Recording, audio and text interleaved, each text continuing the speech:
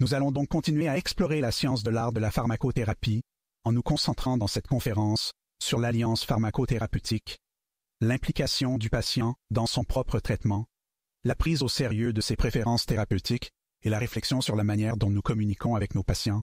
Tout d'abord, il ne faut pas confondre alliance et respect des règles.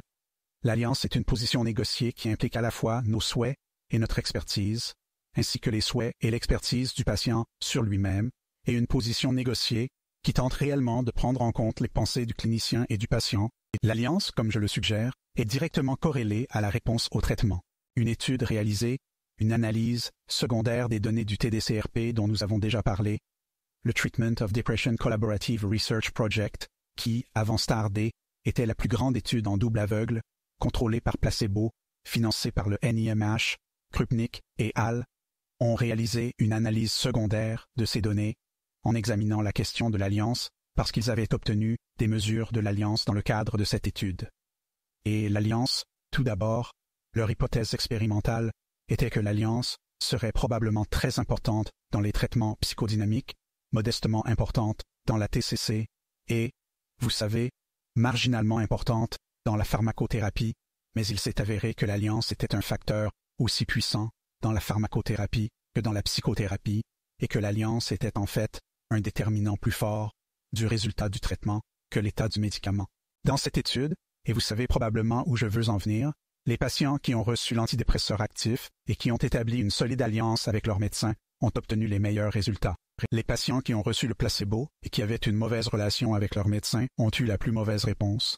Mais dans ces deux autres cellules, ce sont les patients qui avaient une bonne relation avec leur médecin, mais qui ont reçu le placebo, qui ont eu une meilleure réponse que les patients qui avaient une mauvaise relation avec leur médecin et qui ont reçu le médicament actif. Bien entendu, l'une des conséquences est que nous devons vraiment veiller à la qualité de l'alliance entre le médecin et le patient dans le cadre de notre travail avec ces derniers.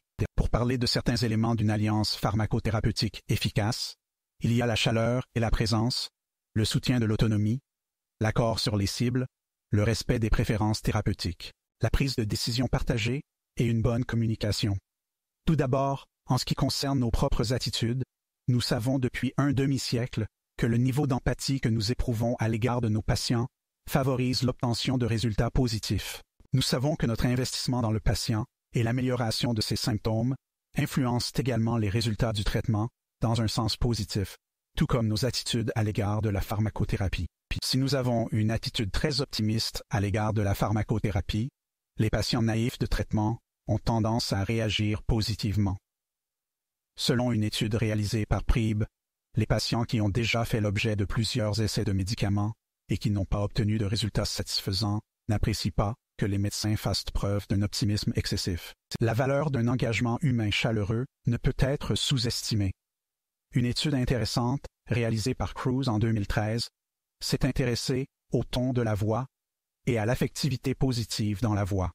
En gros, ils ont placé une caméra dans une clinique d'accueil pour une clinique de santé mentale et ont demandé à des évaluateurs de noter le ton de la voix de la personne chargée de l'accueil et il y avait un certain nombre de personnes différentes.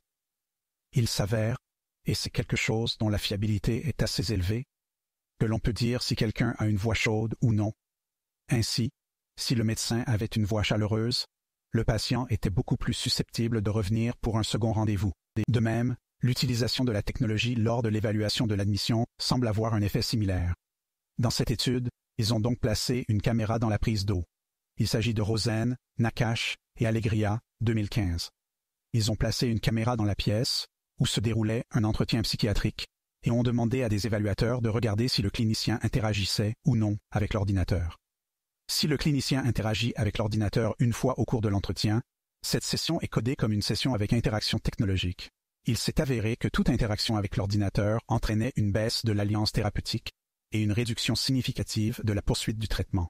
Parmi les autres mesures que nous pouvons prendre pour promouvoir une alliance solide, l'une d'entre elles consiste certainement à explorer et à prendre au sérieux les préférences du patient en matière de traitement.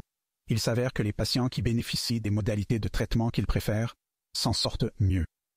Ainsi, si vos patients viennent et souhaitent une psychothérapie, que vous ne leur posez pas la question et que vous vous contentez de leur prescrire des antidépresseurs, il est très peu probable qu'ils réagissent positivement. Une partie de nos évaluations devrait donc porter sur les traitements préférés des patients. Nous savons également, grâce à une étude menée par Lang et al., que les patients qui reçoivent le traitement qu'ils préfèrent réagissent plus rapidement. Les patients qui reçoivent un traitement non préféré sont également plus susceptibles d'interrompre le traitement et de manquer les rendez-vous de suivi. Il est également important de reconnaître que les patients issus de groupes sociaux marginalisés sont statistiquement plus susceptibles de préférer le conseil à la psychothérapie. Cependant, ils ont également tendance à recevoir moins d'informations sur les options de traitement et le style de communication du médecin perpétue la passivité du patient.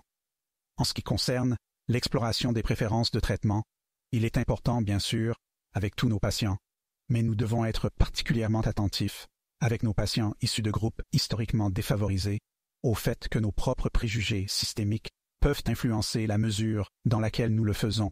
Et donc, vous savez, il est important pour nous d'essayer d'aller dans la direction opposée et de vraiment prendre en compte les préférences de traitement du patient. Et lorsque nous impliquons les patients dans la prise de décision, il y a beaucoup plus de chances qu'ils poursuivent le traitement. Une étude intéressante menée par Woolley et al.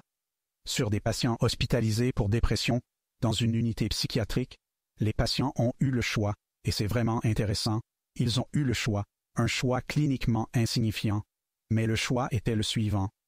Voulez-vous prendre votre antidépresseur 1 fois par jour ou 3 fois par jour? Le choix était le suivant. Voulez-vous prendre votre antidépresseur 1 fois par jour ou 3 fois par jour? Ce choix a multiplié par 2,5 la probabilité que les patients poursuivent leur traitement après leur sortie de l'hôpital. Et cela n'a pas seulement des implications à court terme, mais aussi à long terme, car les études suggèrent également que lorsque nous impliquons les patients dans la prise de décision, ils sont susceptibles d'avoir non seulement des résultats améliorés à court terme, mais aussi des résultats améliorés lorsqu'ils sont mesurés 18 mois après la décision initiale de leur donner un rôle dans la prise de décision concernant leur propre traitement. Lorsque nous parlons à nos patients, cela semble également améliorer les résultats et constitue un élément important de l'alliance médecin-patient. Nous devons donc veiller à communiquer de manière claire, en incluant le schéma de réponse, ce à quoi le patient peut s'attendre, quand il peut s'y attendre, combien de temps il doit prendre ses médicaments, et ce à quoi il peut s'attendre au fil du temps. Par ailleurs, les preuves sont complexes en ce qui concerne le degré d'information des patients sur les effets secondaires, car lorsque nous informons nos patients des effets secondaires, ils sont plus susceptibles de les subir. Mais la recherche suggère également que lorsque nous avons discuté de ces effets secondaires à l'avance, le patient est plus susceptible de poursuivre son traitement en cas d'effets secondaires. Je pense donc que cela plaide en faveur d'une éducation plus approfondie plutôt que moins approfondie de nos patients en matière d'effets secondaires. En résumé, l'alliance pharmacothérapeutique semble parfois exercer un effet plus important sur les résultats du traitement que les médicaments effectivement prescrits, ce qui semble particulièrement évident dans le traitement de la dépression. Le prescripteur peut améliorer les résultats en tenant compte des facteurs factuels connus pour améliorer l'alliance. La chaleur, l'empathie et le respect des préférences thérapeutiques, tout en impliquant les patients dans la prise de décision médicale, contribuent à de meilleurs résultats.